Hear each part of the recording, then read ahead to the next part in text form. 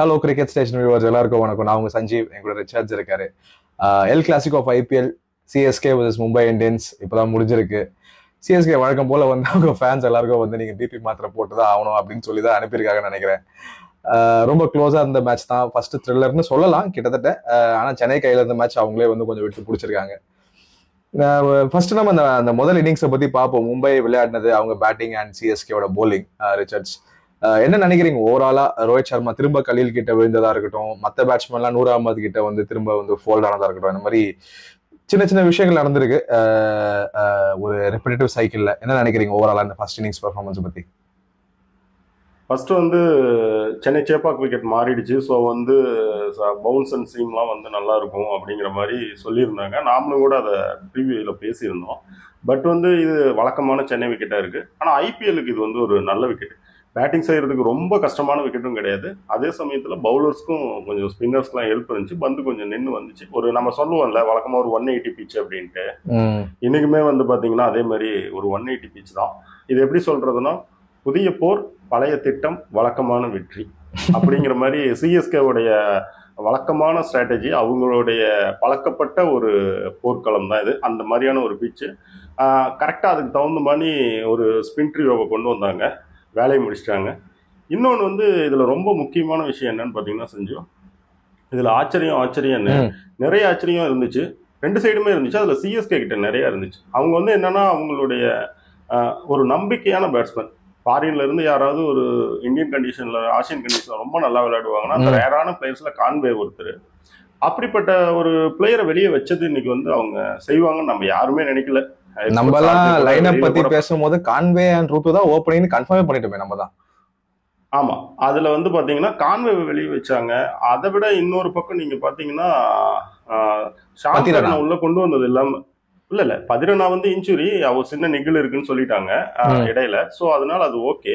ஆனா இந்த பக்கம் வந்து பாத்தீங்கன்னா ஒரு முக்கியமான விஷயம் என்னன்னா, ஷாம் கரனை இவங்க உள்ள கொண்டு வந்தாங்க. ஆனா அன்சுல் காம்போஜை கொண்டு வரல. அது பாக்குறதுக்கே வந்து எப்படி இருந்துச்சுன்னா, என்னடா இது, உங்களுக்கு ஒரு ஃபாஸ்ட் பவுலரே அடி வாங்குது, என்ன பண்ணுவீங்க அப்படின்னு பாக்குறப்ப, நாங்க சுட்டி குழந்தைய வச்சே சமாளிச்சுக்கிறோம் அப்படின்னு சொல்லிட்டு இன்னைக்கு பாருங்க, அவர் பந்த கையில எடுத்து ஸ்டார்டிங்ல ஒரு ஓவர் போட்டாரு, அப்படியே வச்சாங்க. அவ்வளவுதான், எங்களுக்கு அந்த அளவுக்கு இருந்தா போதும், நாங்க எங்க பேட்டிங்கை வந்து ரொம்ப ஸ்ட்ரென்தன் பண்ணிக்கிறோம், எங்களுக்கு அதுதான் கொஞ்சம் வீக்கா இருக்கிற மாதிரி இருக்குது, எங்களுக்கு இந்த பிச்சுக்கு எங்களுடைய ஸ்பின் ட்ரியோவே எங்களுக்கு போதும் அப்படிங்கிற மாதிரி அவங்கள்ட்ட ஒரு கிளாரிட்டி இருந்துச்சு. அது வந்து இன்னைக்கு வந்து பாத்தீங்கன்னா சக்சஸும் அவங்களுக்கு ஆயிருக்கு. அந்த பக்கம் மும்பை இந்தியன்ஸ் எடுத்து பாக்குறப்ப அவங்க வந்து எங்களுக்கு ப்ரூவ் பண்ண வில் ஜாக்ஸ் இருக்கட்டும், இது வரைக்கும் பேட்டிங்ல வந்து பெருசா ப்ரூவ் பண்ண ஆள் வந்து Bevan Jacobs and Corbin Bosch கிடையாது. நாங்கள் இப்படியே போய்க்கிறோம், எங்களுக்கு 3 ஃபாஸ்ட் பவுலிங் ஆப்ஷன் இருந்தாலே போதும். அதில் ஒரு ஆப்ஷன் வந்து சத்யநாராயண ராஜு, ரொம்ப சின்ன பையன், எக்ஸ்பீரியன்ஸ் கிடையாது, இருந்தாலும் பரவாயில்ல, நாங்கள் இப்படியே நிற்கிறோம் அப்படின்னு சொன்னது அவங்களுமே செஞ்சது கொஞ்சம் ஆச்சரியமாக தான் இருந்துச்சு. ஆனால் வழக்கம் போல் மும்பை இந்தியன்ஸோட அந்த ஸ்கவுட்டுக்கு வந்து ஒரு சல்யூட் பண்ணும். விக்னேஷ் புத்தூர்னு ஒரு பையனை இன்னைக்கு கொண்டு வந்தாங்க, பாத்தீங்கல்ல? கண்டிப்பா, நானே அதை பத்தி உங்ககிட்ட பேசணும்னு இருந்தேன். அந்த பையன் இன்னும் வந்து டொமஸ்டிக்லயே விளையாடலையாமேங்க. நிறைய இன்ஃபர்மேஷன் பாக்குறேன், ஜூனியர் லெவல்ல தான் ஆடி இருக்கான். லீக்ல ஆடின பையனை வந்து சவுத் ஆப்பிரிக்காவுக்கு பறக்க வச்சு பெர்ஃபார்மன்ஸ் கொடுத்து, அந்த மும்பை இந்தியன்ஸ் ஸ்கவுட்டை பத்தி இன்னைக்கு வந்து கண்டிப்பா பாராட்ட வேண்டிய ஒரு நாள் இன்னைக்கு. உங்களுக்கு மேல சொல்லுங்க ரிச்சர்ட்ஸ். ஆமா, நெக்ஸ்ட் அவங்க அப்பா கூட ஆட்டோ டிரைவருங்கிற மாதிரி படிச்சான், அது இன்னும் கன்ஃபார்ம் ஆகல. அப்படி ஒரு பையனை அவங்க உள்ள போட்டு வந்து பண்ணியிருக்காங்க. ஒரு நிறைய ஆச்சரியங்கள் வந்து இன்னைக்கு ரெண்டு தரப்புலையுமே இருந்துச்சு. வழக்கமா வந்து சிஎஸ்கே வந்து ஓவராலா அவங்க பவுலிங் யூனிட்டை வந்து எப்பயுமே ஒரு சட்டில்டா ஒரு ஃபாஸ்ட் பவுலிங் யூனிட் கொஞ்சம் அப்படியே அமைதியா தான் இருக்கும் அவங்களுக்கு. ஆனா பாத்தீங்கன்னா மேட்ச்குள்ள வந்து அவங்க ஏதாவது வேலை செஞ்சிருவாங்க. இன்னைக்கு கலீல் அகமது, ரோஹித் சர்மா அண்ட் ரியான் ரிக்கல்டனை போட்டது, நெக்ஸ்ட் அந்த அகமது வேலையை முடிச்சதும் பின்னாடி வந்த ஆப்கானிஸ்தான் அகமது அவர் வேலையை அவரு எடுத்துக்கிட்டாரு. கலீல் அகமது ஸ்டார்ட் பண்ணி வச்சாரு, நூர் அகமது வந்து முடிச்சு வச்சுட்டாரு. இன்னொன்னு பாத்தீங்கன்னா ஸ்பின்னுக்கு வந்து அந்த பிச் வந்து ரொம்ப தாறுமாறா ஹெல்ப் பண்ற பிச் எல்லாம் கிடையாது. அது வந்து ஓகே, நல்ல பிச், ரெண்டு பேர்த்துக்குமே அங்க எல்லாம் இருக்கு, ஒரு 180 போலாம் அப்படிங்கிற பிச் தான். அதுல வந்து பாத்தீங்கன்னா ஒரு மாதிரி சூரியகுமார் யாதவ்லாம் டிசீவ் பண்ணது வந்து ரொம்ப நல்லா இருந்துச்சு. அதுக்கு அடுத்து வந்து திலக் வர்மாவுக்கு கொடுத்ததாகட்டும், நமன்தீருக்கு ஏமாத்தினதாகட்டும், அது வந்து ஒரு வேர்ல்ட் கிளாஸ் பவுலிங். அதுக்கான ஒரு தகுதியான இதுதான் அந்த 4 விக்கெட்டுமே அவருக்கு கிடைச்சது. அதாவது 10 கோடி கொடுத்து வாங்கிட்டு வந்தாங்க. இப்ப ஏறக்குறைய அதுல வந்து எனக்கு தெரிஞ்சு ஒரு மிகப்பெரிய ரைவல்ரியில இது ஒரு செஞ்சிருக்காரு அப்படிங்கிறப்போ ஒரு 1-2 கோடி கழிச்சிட்டாருன்னு நினைக்கிறேன். கண்டிப்பா நம்ம அப்படியே சொல்லலாம். மும்பை இந்தியன்ஸ் பேட்டிங்க நம்ம பாக்குறோம் அப்படின்னா அந்த சேப்பாக் பிச்சை வந்து நம்ம ஃபர்ஸ்ட் புரிஞ்சுக்கிட்டு அங்கிருந்து மேற்கொண்டு போயிருக்கணும். அவங்க கரெக்டா தான் வந்தாங்க. ஆனா நூர் அகமது கையில இருந்து இன்னைக்கு பந்து வந்து எப்படி சொல்றது, இப்ப லாஸ்டா பாத்தீங்கன்னா நடந்து முடிஞ்ச சிடில வந்து அவருக்கு வந்து பந்து கையில இருந்து நல்லா வரல. இதுதான் உண்மை. அப்படிதான் இருந்தாரு. ஆனா இன்னைக்கு நீங்க பாத்தீங்கன்னு வச்சுக்கோங்களேன், சூரியகுமாருக்கு விழுந்த பால்லாம் வந்து அவங்களுக்கான ரெகுலர் விக்கெட் டேக்கிங் பால். ரொம்ப நல்லா ரிலீஸ் ஆச்சு அவர் கையில இருந்து. பந்து நல்லா விழுது அவர்கிட்ட இருந்து, பார்த்தாலே தெரியுது. இல்லைன்னு வச்சுக்கோங்களேன், ரொம்ப லெக் சைடு பேட்ல கொடுத்து அடி வாங்குவாரு.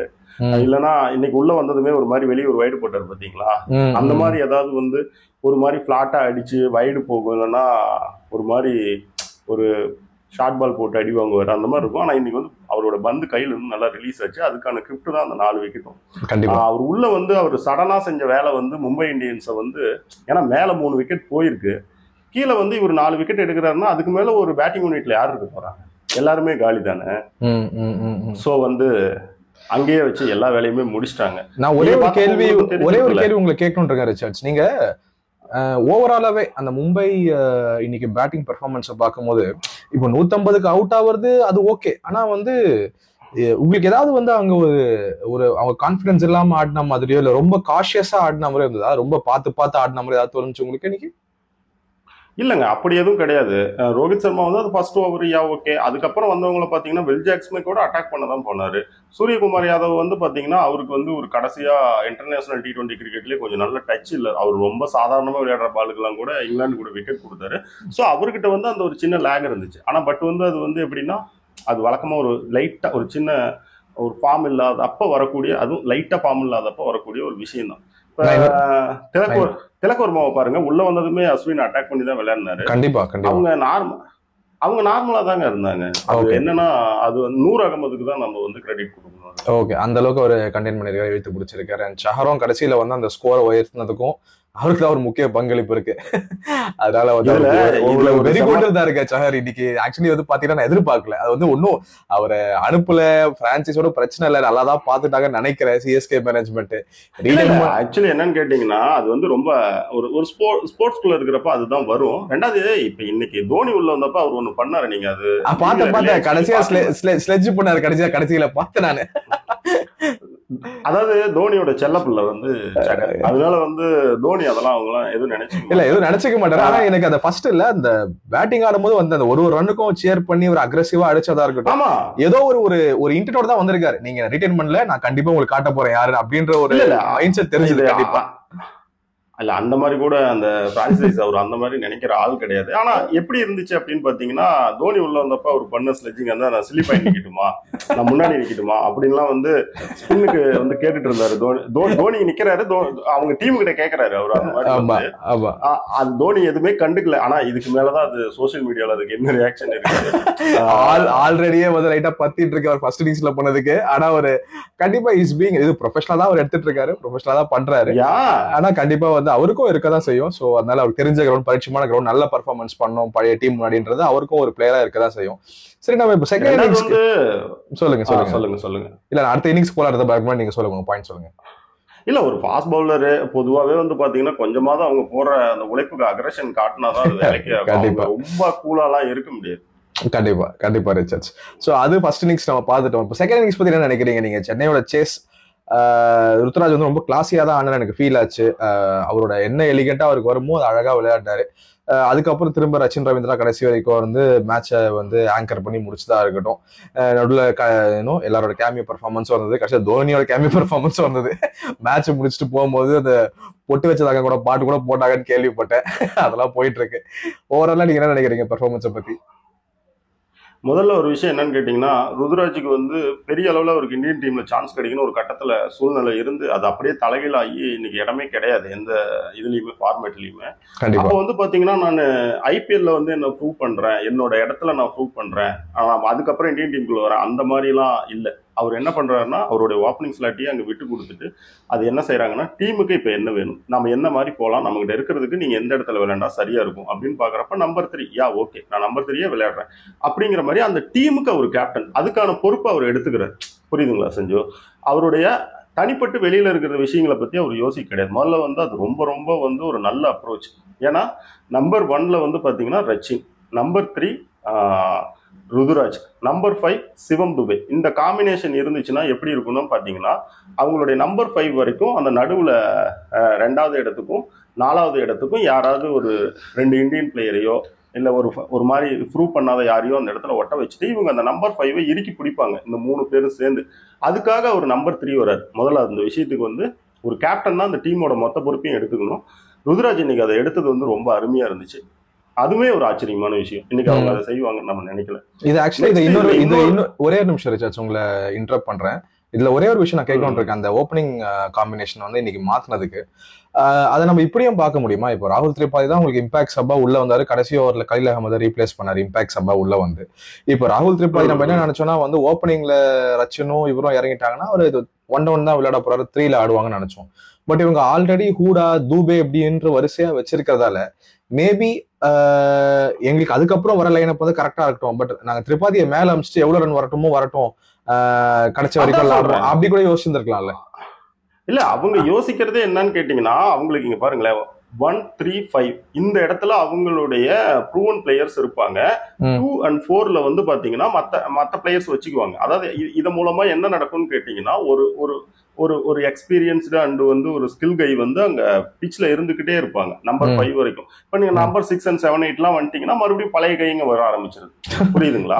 சோ வந்து அவங்களுடைய பேட்டிங் யூனிட் வந்து லேக் ஆகாம இருக்கும். அங்க யாராவது ஒருத்தர் அவங்க ஆளுங்க வந்து ஸ்ட்ராங்கான ஆளுங்க வந்து கிரீஸ்ல இருப்பாங்க. இல்லைன்னா ஒரு இப்ப எப்படி ராகுல் திரிபாதி அவுட் ஆனாரோ அந்த மாதிரி அவங்க அவுட் ஆகிட்டா கூட உடனே ரச்சின் ரவீந்திரா அண்ட் ருதுராஜ் மாதிரி 2 ஸ்கில் கை சேர்ந்துக்குவாங்க. அந்த ஸ்கில் கை மீன்ஸ் வந்து இப்போ நல்ல டச்ல இருக்க ஃபார்ம்ல இருக்கிறவங்க சேர்ந்துக்குவாங்க.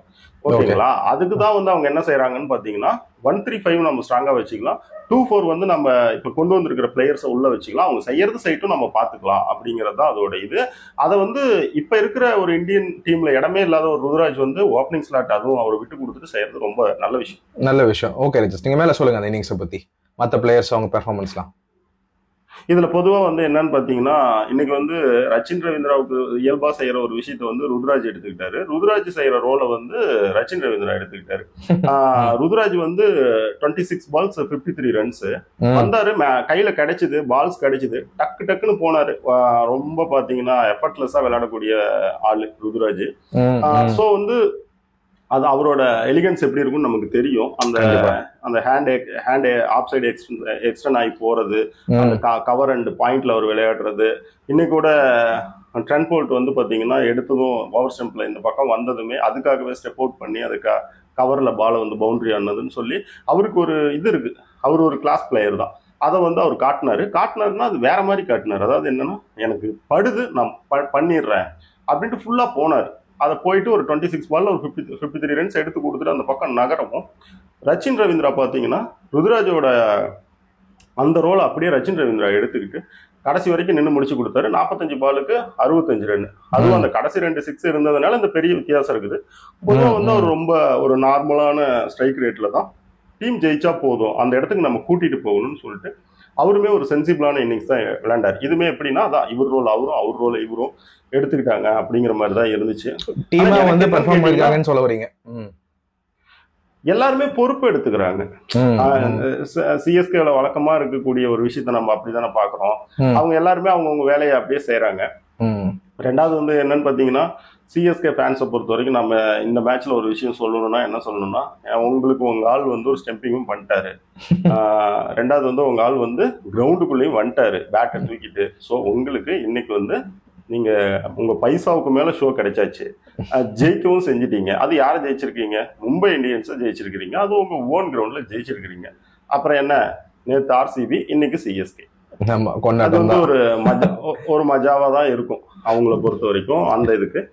இன்னொரு விஷயமே பாத்தீங்கன்னா, ஐபிஎல்ஐ தென்னிந்திய மாநிலங்கள் ஆளுகிறதா அப்படிங்கிற மாதிரி கூட நம்ம யூடியூப்க்கு வந்து ஒரு தமிழ் பண்ணிக்கலாம். ஏன்னா நேற்று வந்து பெங்களூரு, மதியம் வந்து ஹைதராபாத், அண்ட் வந்து இப்ப வந்து சென்னை.